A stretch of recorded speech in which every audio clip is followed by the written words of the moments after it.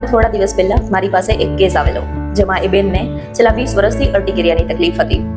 અર્ટિકેરિયા એટલે કે સીડસ, જેને આપણે ગુજરાતીમાં કહેતા હોઈએ છીએ. ઘણી બધી દવાઓ કરાવી પણ બિલકુલ જ રાહત ન હતી અને હવે એ તકલીફ એટલી સિવિયર થઈ ગઈ હતી કે જ્યારે પણ એમને એ ખંજવાળાવાની ચાલુ થાય તો એમને સ્ટીરોઇડનું ઇન્જેક્શન લેવું જ પડે. એ પછી જ એમને બેટર ફીલ થતું.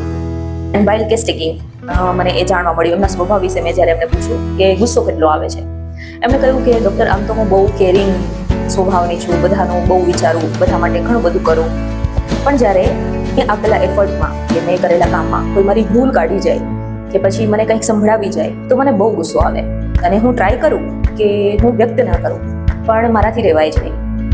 ક્યારેક હું સાવ ચૂપ થઈ જાઉં અથવા તો એ ગુસ્સો એટલો ખરાબ રીતે બહાર આવે કે સામેવાળું વિચારતું થઈ જાય. એમના નેચરને કન્સિડર કરી અને મેં એમને હોમિયોપેથિક દવા આપેલી છે parcels, and within few days she got better.